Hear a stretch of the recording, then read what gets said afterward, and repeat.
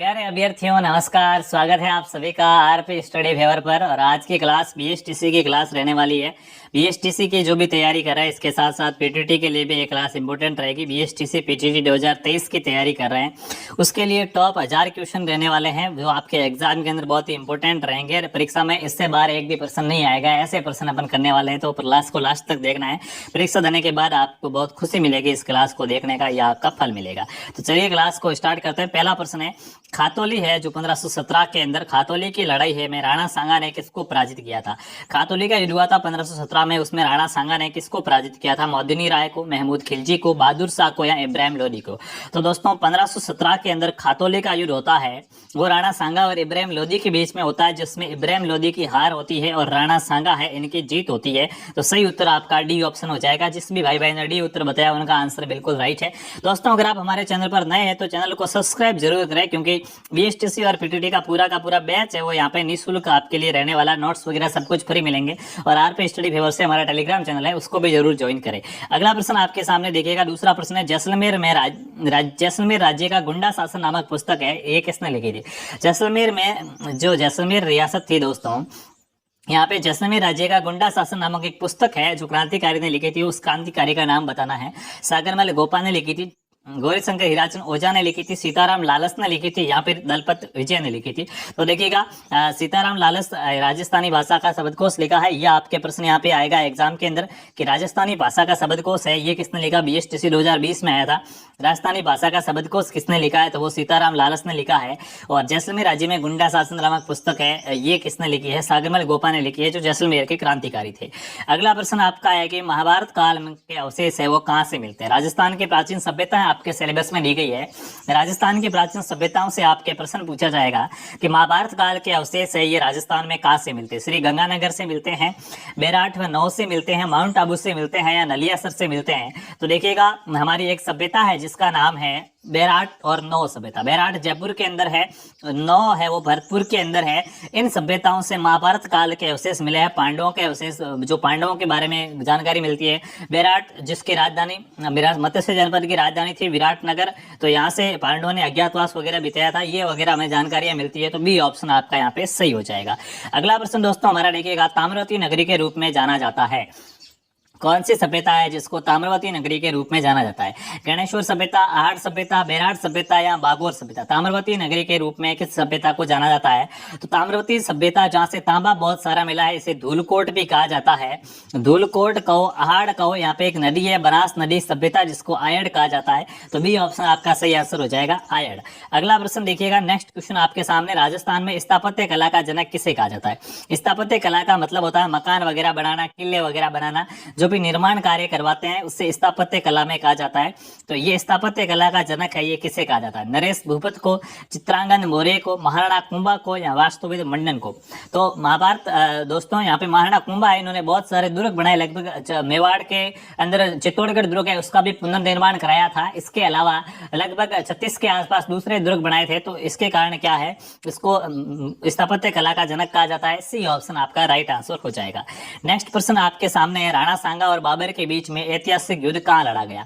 राणा सांगा और बाबर के बीच में जो युद्ध हुआ था ये युद्ध कहाँ पे हुआ था ये आपसे पूछा जा रहा है। देखिए हल्दी घाटी, तो हल्दी घाटी अकबर और महाराणा प्रताप, अकबर की ओर से मानसिंह आया था। खानवा का युद्ध है वो राणा सांगा और बाबर के बीच में हुआ था। तो बी ऑप्शन आपका राइट आंसर हो जाएगा कि 1527 के अंदर राणा सांगा और बाबर के बीच में खानवा का युद्ध होता है। बी ऑप्शन बताने वाले सभी राइट है। वेरी इंपोर्टेंट प्रश्न दोस्तों, सभी के सभी प्रश्न बहुत ही इंपोर्टेंट है और आपके एग्जाम में यहाँ से बहुत सारे प्रश्न है वो देखने को मिलेंगे। ये आपको पेपर देने के बाद ही पता चलेगा। अगला प्रश्न है, गिरी सुमेल का युद्ध कब लड़ा गया? जो गिरी सुमेल है ये युद्ध है ये कब हुआ था ये आपसे पूछा जा रहा है। तो गिरी सुमेल का युद्ध हुआ था जैतारण के अंदर। जैतारण दोस्तों पाली के अंदर एक स्थान है जैतारण, यहाँ पे युद्ध हुआ था। मैं मुट्ठी भर बाजरे के लिए हिंदुस्तान की बादशाह खो देता, लाइन आपको याद होगी। हारते हुए शेरशाह सूरी ने ये लाइन कही थी कि मैं मुट्ठी भर बाजरे के लिए हिंदुस्तान के बादशाह खो देता। और ये शेरशाह सूरी और मालदेव के बीच में ये युद्ध हुआ था। तो 1544 के अंदर हुआ था। सी ऑप्शन यहाँ पे आपका राइट आंसर हो जाएगा। मालदेव के सेनापति आपसे पूछे जा सकते हैं। जैता और कुंपा है वो सेनापति थे। जैता और कुंपा है ये मालदेव के क्या थे? ये मालदेव के सेनापति थे। मालदेव है वो मारवाड़ का शासक था। अगला प्रश्न आपके सामने देखिएगा, नेक्स्ट क्वेश्चन है यहाँ पे, राजस्थान में ताम्रयुगीन सभ्यताओं की जननी किसे कहा जाता? देखिएगा ताम्रवती नगरी है अभी हमने पढ़ा था कि ताम्रवती नगरी पूछा जाए तो ताम्रवती नगरी है वो तो आहड़ को कहा जाता है, लेकिन ताम्रयुगीन सभ्यताओं की जो जननी है, सभी तांबे की जितनी भी सभ्यता है उनकी जननी किसे कहा गया है, तो ये गणेश्वर सभ्यता को कहा गया है। गणेश्वर सभ्यता जो कांसली नदी के किनारे सीकर के अंदर है, गणेश्वर सभ्यता। सी ऑप्शन आपका सही हो जाएगा। अगला प्रश्न है, राजस्थान का गजेटियर किसे कहा जाता है? बताओ भाई, राजस्थान का गजेटियर है वो किसे कहा जाता है? चेतावनी राज चौंगटिया को कहा जाता है, वेली कृष्ण रुक्मणी को कहा जाता है, मारवाड़ा प्रगनारी विगत या फिर राज रूपक। कौन सी वो पुस्तक है या कौन सी वो रचना है जिसको राजस्थान का गजेटियर कहा जाता है? तो मूणत नैणसी द्वारा लिखित मारवाड़ा प्रगनारी विगत है, इसको क्या है, इसको राजस्थान का गजेटियर कहा जाता है। सी ऑप्शन यहाँ पे राइट आंसर हो जाएगा। अगला प्रश्न है, कोटा राज्य का संस्थापक निम्न में से कौन था? वेरी वेरी इंपोर्टेंट प्रश्न है, पक्का एग्जाम के अंदर आएगा। कोटा राज्य का संस्थापक है वो कौन था? राव मुकुंद सिंह, राव माधो सिंह, राव रतन सिंह या जालिम सिंह? तो देखिएगा, कोटा की स्थापना है वो राव माधो सिंह के द्वारा की गई थी। बी उत्तर बताने वाले सभी यहाँ पे सही हो जाएंगे। अगला प्रश्न है, चैम्बर ऑफ प्रिंसेस का प्रथम चांसलर था? चैम्बर ऑफ प्रिंसेस हुई थी, जो आयोजन हुआ था इसका प्रथम चांसलर है वो कौन था? चैम्बर ऑफ प्रिंसेस का प्रथम चांसलर किसे बनाया गया था? तो दोस्तों ये बीकानेर के शासक गंगा सिंह को बनाया गया था। डी ऑप्शन यहाँ पे आपका सही हो जाएगा। अगला प्रश्न है, हल्दी घाटी का युद्ध का आंखों देखा हाल किसने लिखा? जो हल्दी घाटी का युद्ध होता है जून 1576 के अंदर महाराणा प्रताप और अकबर के बीच में, उसका आंखों देखा हाल वहां पे बैठ के कौन सा इतिहासकार है वो लिख रहा था? अबुल फजल, अमीर खुसरो, बदायूनी या कर्नल टॉड? तो बदायूनी है, इसने लिखा है। इसने कहा था कि राजपूतों ने हम पर इतना खतरनाक अटैक किया था कि हमारी सेना है लगभग 9 किलोमीटर है वो पीछे भाग गई थी, यानी कि 9 किलोमीटर हमारी सेना के सैनिक भाग गए थे। इतना खतरनाक महाराणा प्रताप का आक्रमण रहा था। तो बदायूनी ने इसका आंखों देखा हाल लिखा है। सी ऑप्शन बताने वाले सभी यहाँ पे आपके राइट आंसर हो जाएगा। अगला प्रश्न देखिएगा, आमेर के किस शासक को अकबर ने फरजंद की उपाधि दी थी? वेरी इंपोर्टेंट प्रश्न है, परीक्षा के अंदर छपेगा। अकबर क्या है, इसने फरजंद की उपाधि है वो आमेर, यानी जयपुर है, आमेर के किस शासक को क्या है फरजंद की उपाधि दी गई थी?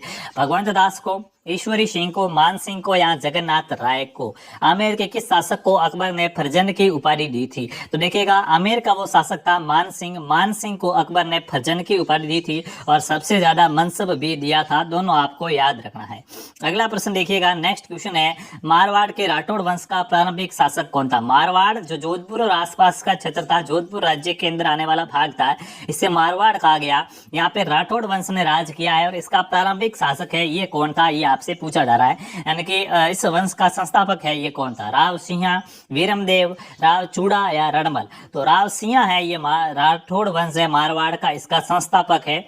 यहाँ पे आपका ए ऑप्शन राइट हो जाएगा। अगला प्रश्न आपके सामने देखिएगा, राव जोधा ने जोधपुर शहर कब बसाया? बताओ, जोधा ने जोधपुर शहर, यहाँ पूछा जाएगा मेहरानगढ़ दुर्ग है ये कब बसाया था? जोधपुर के अंदर मेहरानगढ़ दुर्ग बना हुआ है। तो राव जोधा ने मेहरानगढ़ दुर्ग बनाकर जोधपुर शहर की स्थापना की थी, ये कब की थी? 1359 में, 1459 में, 1559 में या 1659 में? तो याद रखना, राव जोधा ने 1459 में तो जोधपुर बसाया है और रावणा उदय है, इसने उदयपुर बसाया है 1559 के अंदर। दोनों आपको याद रखना है। तो यहाँ पे बी ऑप्शन बताने वाले सभी के सभी राइट हो जाएंगे। अगला प्रश्न आपके सामने, मैंने मुट्ठी भर बाजरे के लिए हिंदुस्तान की बादशाहत खो दी होती, ये कथन किसका है? मतलब कि मैं मुट्ठी भर बाजरे के लिए हिंदुस्तान की बादशाहत खो देता, ये कथन किसका है? वेरी इंपोर्टेंट है। अभी मैंने आपको जो 1544 का गिरी शुमेल का युद्ध था उसके बारे में बताया था कि राम मालदेव और क्या है शेरशाह सूरी के बीच में युद्ध होता है और इसमें शेरशाह सूरी हारते हारते कहता है कि मैं मुट्ठी भर बाजरा, यानी कि वो तो दिल्ली का राजा था और जोधपुर तो उसके सामने बहुत छोटा था, यानी कि मैं एक मुट्ठी भर बाजरे, जोधपुर में बाजरा होता है तो कहता है कि मुट्ठी भर बाजरी के लिए पूरी दिल्ली को खो देता है, ये कथन उसने कहा था। लेकिन वो बाद में जीत जाता है, तो डी ऑप्शन राइट आ जाएगा। अगला प्रश्न है, किस इतिहासकार ने वीर दुर्गादास को राठौड़ों का या मारवाड़ का यूलिसेस कहा है? बताओ भाई, कौन से इतिहासकार ने वीर दुर्गादास राठौड़ है इसको क्या है राठौड़ों का यूलिसेस कहा है? राठौड़ों का यूलिसेस है ये कौन से किसको कहा जाता है? तो याद रखना, दुर्गादास राठौड़ को राठौड़ों का यूलिसेस कहा जाता है। किसने कहा है दुर्गादास को राठौड़ों का यूलिसेस? तो कर्नल जेम्स टॉड ने दुर्गादास को राठौड़ों का यूलिसेस कहा है। बी ऑप्शन राइट आंसर हो जाएगा। अगला प्रश्न है, किसके शासनकाल में खेजड़दी आंदोलन चला था? आप सभी को पता है कि खेजड़ली आंदोलन चलता है, जिसमें इमरती बाई अमृता देवी है, इसके नेतृत्व के अंदर क्या है, लगभग 363 विश्नोई समाज के जो लोग थे वो वृक्षों को बचाते बचाते अपने प्राण न्यौछावर कर देते हैं। ये जोधपुर के अंदर आता है खेजड़ली, और ये उस समय जोधपुर के शासक अभय सिंह थे, अभय सिंह के शासनकाल में चला था। छोटी क्लास में आपके पाठ भी था खेजड़ली वाला, इमरती बाई बिलोना कर रही है और खटखट की आवाज आ रही है, वो वाला पाठ था। तो बी ऑप्शन आपका राइट आंसर हो जाएगा। अगला प्रश्न है, निम्न में से किस महिला का संबंध खेजड़ली से था? देखो भाई, खेजड़ली वृक्ष से किस महिला का संबंध था? तो अभी बात की कि अमृता देवी है, इसका संबंध क्या है? खेजड़ली है। कर्मा देवी ये जाटनी है, नागौर की कर्मा देवी, जिसने कृष्ण भगवान की मूर्ति को खींचड़ा खिलाया था। मूर्ति के अंदर कृष्ण भगवान प्रकट हुए थे, खींचड़ा खाया था। गोरा देवी है, ये मारवाड़ की पन्ना दाय कहा जाता है। गोरा देवी को जिस प्रकार मेवाड़ में पन्ना दाय ने उदय सिंह को बचाया था, उसी प्रकार मारवाड़ के अंदर क्या है, अजीत सिंह को इसने बचाया था, इसलिए मारवाड़ की पन्ना दाय गोरा देवी को कहा जाता है। अमृता देवी है, ये अपनी क्या है, खेजड़ी से संबंधित हो जाएगी। तो ए ऑप्शन आपका यहाँ पे राइट आंसर हो जाएगा, और ए बताने वाले सभी के सभी राइट है। अब देखिएगा दूसरी बात, यहाँ पे अगर इस प्रकार से देखिए उपरोक्त सभी को देखते हुए ये करें तो गोरा देवी है, इनका योगदान क्या है? दूसरी गोरा देवी एक और है जिसने वृक्षों के क्षेत्र के अंदर भी योगदान दिया। कर्मा देवी जाट एक तो नागौर वाली भी है, एक कर्मा देवी और भी है जिसने वृक्षों के लिए अपना योगदान दिया। फिर अपन ये नहीं करेंगे, फिर उपरोक्त सभी भी करेंगे, तो डी ऑप्शन यहाँ पे आपका राइट आंसर हो जाएगा। ठीक है, उपरोक्त सभी नहीं हो तो अमृता देवी है, उपरोक्त सभी हो तो क्या है, फिर उपरोक्त सभी करना। अगला है, निम्न में से किसे कलयुग का कारण नहीं है, कर्ण कहा जाता है? जिस प्रकार दानवीर कर्ण ने अपने कर्ण और जो कुंडल थे और कवच है वो दान में कर दिए थे, उसी प्रकार कलयुग के अंदर है, वो तो सतयुग था, वहां तो सभी लोग अच्छे होते थे। कलयुग के अंदर है वो दानवीर किसे कहा गया है? अरे कलयुग के अंदर दानवीर है वो किसे कहा गया है? तो कलयुग का कर्ण है, कलयुग के अंदर जो दानवीर है वो रावलोणीकरण है, वो उसको कहा गया है। तो डी ऑप्शन बताने वाले सभी यहाँ पे राइट आंसर हो जाएंगे। जिसने भी डी बताया उनका आंसर बिल्कुल सही है।